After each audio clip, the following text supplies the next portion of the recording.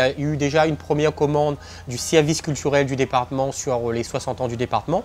2 ans plus tard, ayant déjà travaillé avec moi, ils me redemandent à nouveau de réaliser un petit film sur le Lazaret de la Grande Chaloupe parce qu'ils sont en train de le restaurer.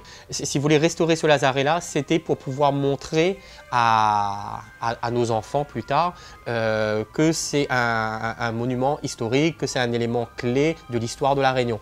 Je pense que plus le projet avançait et plus il s'écrivait. Et il y a cette idée justement de fil rouge où on va suivre des enfants lors d'un parcours à l'intérieur d'un lazaret qui est en chantier. Donc ce site va accueillir des populations qui viennent majoritairement d'Inde, dans un premier temps, avec 2 groupes, des Tamouls qu'on appelle à La Réunion et des Indo-musulmans qu'on appelle à La Réunion. Très bien. Il accueillera également des Chinois, des Africains, des Australiens et également, dans une partie plus récente, des Rodriguais. Moi, je l'ai quasiment découvert en le réalisant, en faisant les recherches, en allant écouter les personnes ressources. On a appris que c'était un lieu où on a tous un de nos descendants qui sont obligatoirement passés par là. Pour pouvoir venir habiter sur l'île, il fallait les mettre en quarantaine. Alors, quarantaine, c'est peut-être pas 40 jours, mais au moins 2-3 jours pour voir s'ils étaient en bonne santé. Donc on les met en quarantaine dans ce lieu-là parce qu'il est inaccessible quelque part et qu'il n'y a que les grands propriétaires qui venaient chercher des centaines de personnes pour aller les ramener sur l'habitation. Donc moi, ce qui m'intéressait, c'est vraiment comment est-ce que pourquoi est-ce qu'on a fabriqué ça? Donc on sait maintenant que les lazarets, dans toutes les civilisations, ça a toujours existé. Dès le moment où tu as un apport de peuples étrangers sur un territoire, et si c'est plus ou moins structuré, on va mettre les gens en quarantaine pour leur dire écoutez, vous avez peut-être des maladies, on ne veut pas choper d'épidémie, on ne veut pas ceci, on ne veut pas cela, donc on enferme les gens. Nous pouvons dire qu'une fois les travaux finis, le Lazaret 1 ressemblera au site d'origine. Il y a 2 types d'animation. La première, ça sert un peu de transition aux différents chapitres du documentaire. Et une deuxième partie, là purement animation 3D, où l'objectif c'était donner une vision globale d'une reconstitution du domaine par rapport à son lieu et faire imaginer aux spectateurs ce qu'aurait été le domaine ainsi auparavant et reconstitué.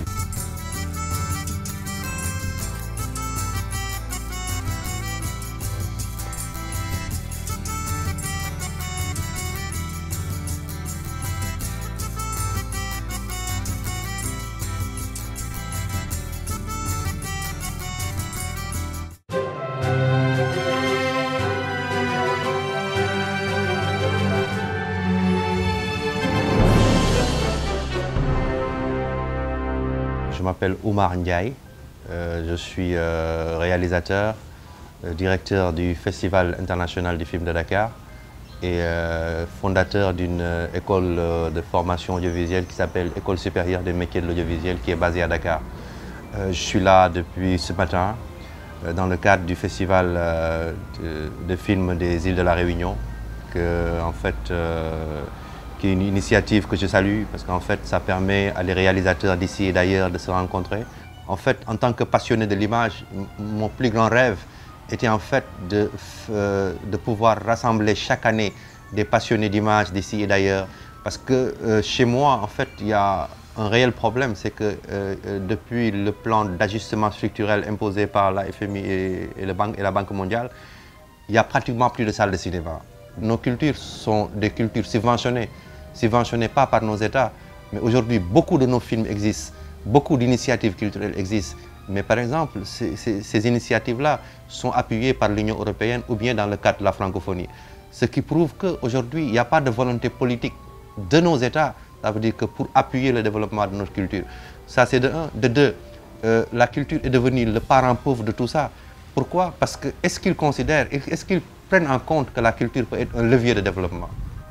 Aujourd'hui, si on connaît les États-Unis, Moi, quand j'étais jeune, je ne connaissais pas les États-Unis parce que c'était une force militaire. Je le connaissais par ces films. Donc, moi, je pense qu'un festival comme le Festival international des films de Dakar, ça permet en fait à nos cinéastes de pouvoir montrer leurs films. Ça permet aussi à nos populations qui ont été longtemps sevrées d'images produites par des Africains de pouvoir regarder des films. Et aujourd'hui, on a une chance, ça veut dire qu'on a une chance d'avoir le numérique. Parce qu'avant, c'était le 35 mm, bon, c'était compliqué, bon, la pellicule coûtait assez cher. Mais aujourd'hui, ça veut dire qu'avec l'avènement du numérique, les jeunes, par exemple, s'exercent dans le documentaire. Ils peuvent tourner avec des économies, je